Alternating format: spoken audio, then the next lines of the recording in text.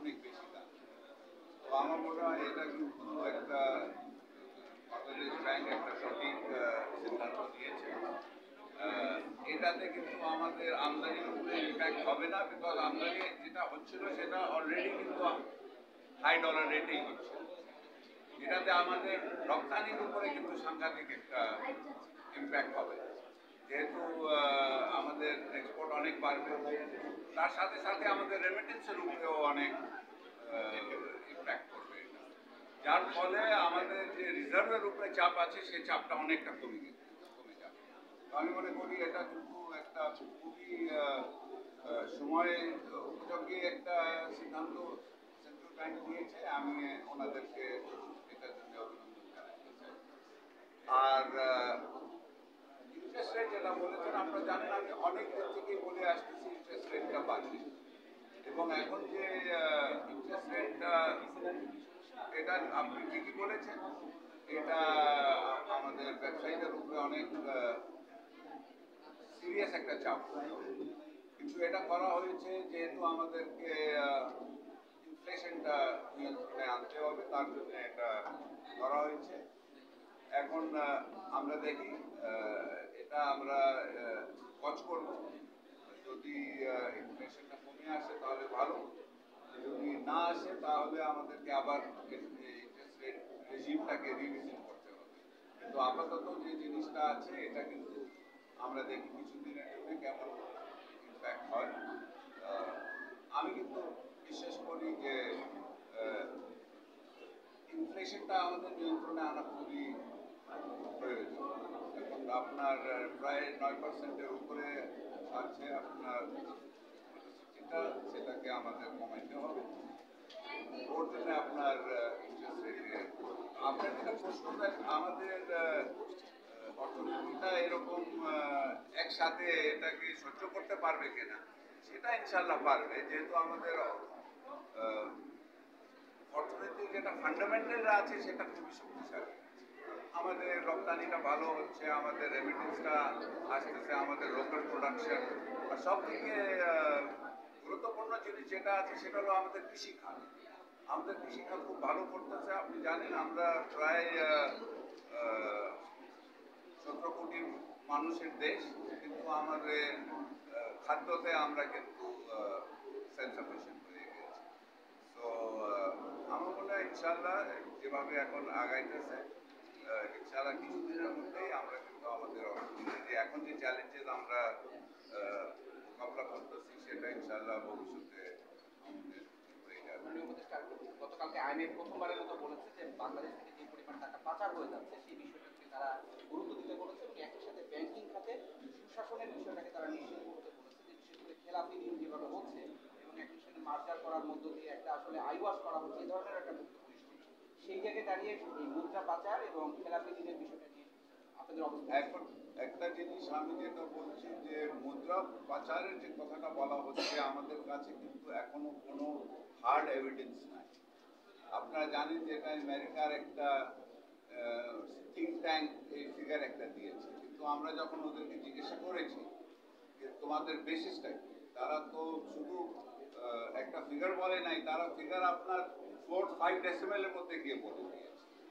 তো আমাদের কথাটা হলো যে তুমি যদি এত অ্যাকুরেট ফিগার দিচ্ছ, তোমাদের এভিডেন্সটা কি, তোমাদের মানে এই যে ডেটা তুমি বলছো সেই ডেটার কিন্তু ভিত্তিটা কি, সেটা আমরা কিন্তু পাই নাই। সেন্ট্রাল ব্যাংক আমাদের যে এখান থেকে তো হাইকোর্ট, আপনার মনে আছে হাইকোর্টও একবার একটা রুল ইস্যু করেছিল, সেটা কিন্তু আপনার এটা হয় নাই। আর ঋণ খিলাফি যে কথাটা আছে সেটা নিয়ে তো কাজ করাই হচ্ছে। আপনি জানেন বাংলাদেশ ব্যাংক অনেকগুলি পদক্ষেপ নিয়েছে, এবং সেটাও এখন কীভাবে কমানো যাবে সেটার জন্য অনেকগুলি নতুন গাইডলাইন আমরা সেন্ট্রাল ব্যাংক থেকে পাব।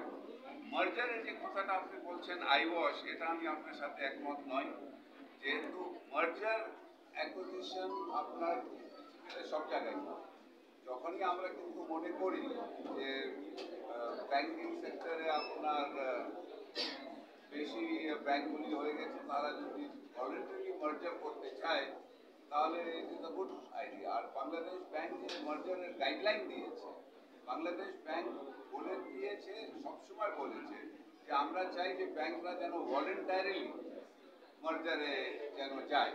তো আপনার ধরেন এই যে কিছুদিন আগে আমরা দেখছি ব্যাংক এশিয়া আপনার ব্যাংক আল ফালার অ্যাকুইজিশন করে ফেলেছে, ওটাও এক ধরনের মার্জারই আপনি বলতে পারেন। এটা ভলেন্টারিলি হলো, এটা কিন্তু কন্টিনিউ করবে। আর বাংলাদেশ ব্যাংক বলে নাই যে আমরা ফোর্স করে মার্জার করবো, তারা 1 বছর সময় দিয়েছে, বলেছে এই 1 বছরের মধ্যে যারা যারা ভলেন্টারি চিন্তা করেন আপনাদের জন্য ভালো হয় তাহলে আপনারা মার্জার করেন। তো আমি কিন্তু মনে করি আমাদের ব্যাংকিং খাতে যে সমস্যাগুলি আছে সেটাও ভবিষ্যতে ইনশাআল্লাহ সমাধান। আমরা কলিংটা অন্য প্রশ্ন করবো। আমার একটা শেষ প্রশ্ন, তাহলে কি টাকা পাচারের হয়তো পরিসংখ্যানে কম বেশি হতে পারে, কিন্তু টাকা পাচার বলছে এটা তো সঠিক, কারণ আমরা তো দেখছি যে রাজনীতিবিদ, ব্যবসায়ী আমলাদের আমেরিকা, কানাডা বা সিঙ্গাপুরে বাড়ি করছে। মুদ্রা পাচার হচ্ছে না, এটা কি আমরা আপনি বলছেন নাকি হচ্ছে, পরিমাণটা হয়তো আমার কথাটা হচ্ছে যে এটা নিয়ে কিন্তু অনেক রিসার্চ করা দরকার। বিকজ আপনার যেটা বাড়িঘর যেটা ইলিগেলি করা হয়েছে সেটার বিরুদ্ধে অ্যাকশন নেওয়া হবে, সেটা দেখতে হবে কি যদি আসলে এখান থেকে মুদ্রা পাচার হয়েছে কিনা। কিন্তু তার সাথে সাথে আপনাকে একটা জিনিস খেয়াল রাখতে হবে, এখন অনেকগুলি আপনার আমাদের প্রবাসী বাংলাদেশিরাও আছে। তো এখন এটা ওদের আইন না মুদ্রা পাচার, এটা জাস্ট ধারাভাবে এইভাবে কথাটা বলাটা আমি কিন্তু এটার সাথে একমত নয়। আমি হচ্ছে কি হচ্ছে না আমাদেরকে কিন্তু আরো তদন্ত করা প্রয়োজন before taking the final decision.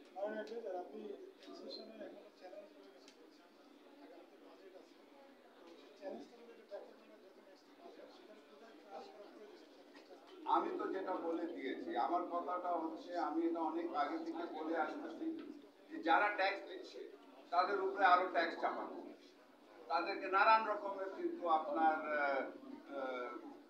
এই এই সুযোগ ওই সুযোগ দিয়ে যেমনি হয় ওদের থেকে বেশি ট্যাক্স দেওয়া হচ্ছে। তো এটা তো ঠিক না। যেহেতু আমি ট্যাক্স নেটের ভিতরে ঢুকে গেছি আমার উপরে এই চাপটা বাড়বে। আমার বক্তব্যটা হচ্ছে এত লোকজন ট্যাক্স নেটের বাইরে আছে, এটা তো আমরা জানি যে যাদের 3 নাম্বার আছে, ধরেন কত লক্ষ 3 নাম্বার আছে আর আপনার ট্যাক্স পেয়ার কয়জন আছে। তো আমার কথাটা হচ্ছে যে আমাদেরকে ট্যাক্স নেটটা যেটা আছে এটাকে আমাদের বাড়াইতে হবে। যারা আমাদের ট্যাক্স দিচ্ছে না তাদেরকে আমরা নিয়ে আসতে হবে এবং ট্যাক্স রেটটা আমি বিশ্বাস করি কমানো দরকার। আপনি যত ট্যাক্স রেট কমান আর যত আপনি ট্যাক্স নেট বাড়ান, এটা কিন্তু পৃথিবীতে সব দেশে, এটা কিন্তু আমি কোনো নতুন কথা বলতেছি না, এটা কোনো রকেট সায়েন্স না।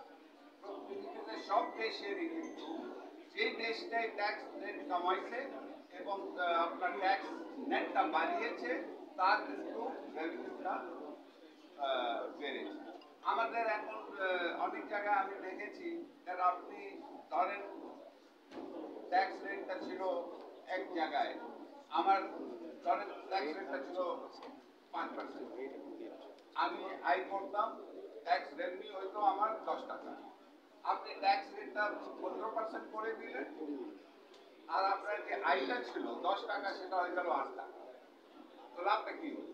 The whole idea is increasing the tax rate is that আমার কিন্তু ট্যাক্স রেভিনিউ যেন বাড়ে। তো সেটার জন্য আমি এটা কিন্তু খুব স্ট্রংলি ফিল করি দ্যাট আপনার ট্যাক্স নেটটা, আর আমি কিন্তু মনে করি ট্যাক্স নেট বাড়ানো খুবই দরকার।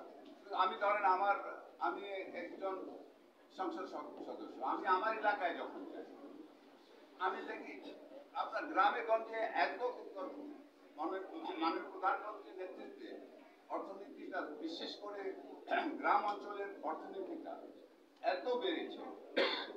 আপনার প্রত্যেকটা আমার এলাকায় আমি দেখি আপনার ইউনিয়ন লেভেলে অনেক রকম ব্যবসা করে, এদের কাউকে তো আমরা ট্যাক্সে নেটে আনতেছি না। উপজেলা হেডকোয়ার্টারে আপনি দেখবেন অনেক নানান রকমের ব্যবসা হচ্ছে, ওদেরকে কিন্তু ট্যাক্স নেট আনা হয় না। কেন আমরা এদেরকে ট্যাক্স নেটে আনতে পারি? উপদেষ্টা আমার একটু ডলার এবং রিজার্ভের প্রসঙ্গ আছে। আপনি অনুষ্ঠানে বলছিলেন কিন্তু আমরা একটু চাপে আছি অনেক 2022 সালের পর থেকে আমরা চাপে। এরপর থেকে আলোচনা হচ্ছিল যে আমরা যে সমস্ত দেশের সাথে আমাদের বিকল্প মূল্যায়নের যে সুযোগ আছে সেই সুযোগগুলো আমাদের উন্মুক্ত করা। তো আমরা চেষ্টাও করেছি, এর কোনো অগ্রগতি আছে কিনা। আবার গত 2 দিন আমরা দেখলাম যে সরকার চীন থেকে ইউয়ানে $36 বিলিয়ন নেওয়ার চেষ্টা করছে। এটা সত্যি যারা অবগত না, এটা একটা চলমান প্রক্রিয়া। এটা শুধু চীনের সাথে না, ভারতের সাথেও আমরা করতেছি। যেখান থেকে আমাদের বেশি আমদানি হয়, যে দেশ থেকে আমাদের আমদানিটা বেশি হয়, আমরা সেই দেশের মুদ্রায় যদি আমরা কিন্তু ট্রেডিং করতে পারি, সেটা চেষ্টাটা চলতেছে। চীনের সাথে কথা হচ্ছে, ভারতের সাথে কথা আমরা বলছি, 2 জায়গায় কিন্তু আমরা মানে নেগোসিয়েশন করি চলমান। এইগুলো ডেভেলপ করলে কি ডলারের উপরে চাপ এবং নিশ্চয়ই ডলারের উপরে চাপটা কমে যাবে যদি আমরা আপনার এখন হচ্ছেটা কি, আমি যদি চীন থেকে কিছু জিনিস আমদানি করি, ওটাকে আমি ডলার দিয়ে তাকে পেমেন্ট করতে পারি। আমি যদি ওটাই ইউয়ানে পেমেন্ট করতে পারি, অথবা যেটা ভারত থেকে আমরা অনেক কিছু জিনিস আমদানি করতেছি, আমরা যদি ভারতের রুপিতে আমরা যদি পেমেন্ট করতে পারি, তাহলে আমাদের ডলারের উপরে চাপটা অনেক কমে যাবে।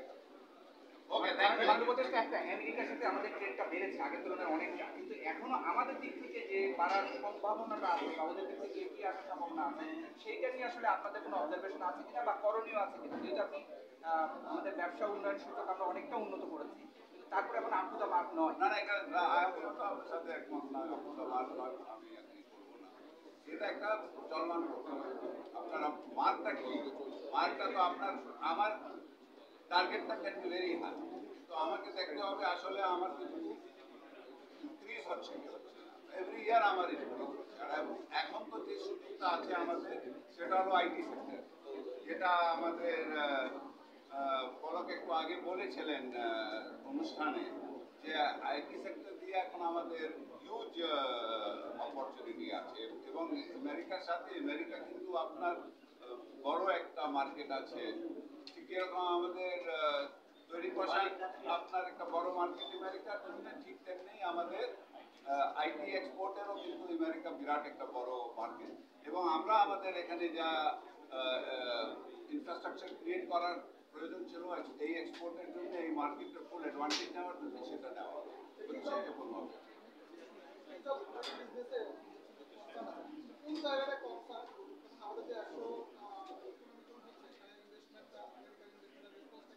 আচ্ছা, ভালো আছে। ইউরোপিয়ান বিজনেসেও কিন্তু আপনার সার্বিকভাবে একটা কনসার্ন থাকে, এটাও আমরা কিন্তু প্রত্যেকটা এরিয়াতেই আমরা ইমপ্রুভ করা সবসময়। ওকে, থ্যাংক ইউ।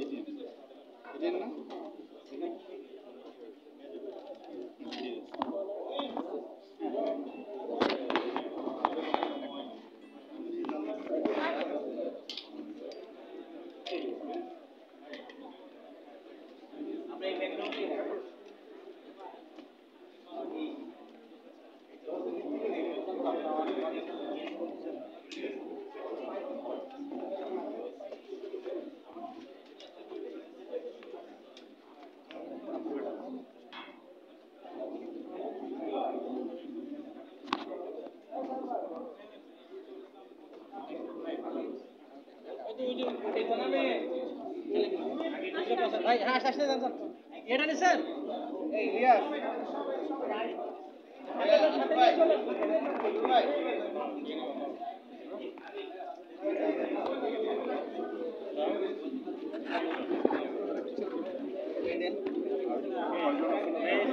অনেক আছে অনেক অনেক অনেক আছে নিয়েছি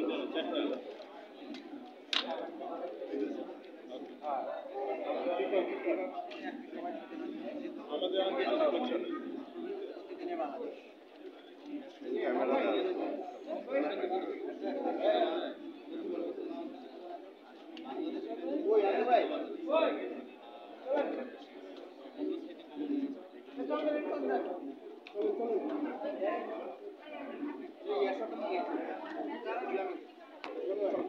সাকিব মন্ডল দিতে পারি কিন্তু হচ্ছে নেট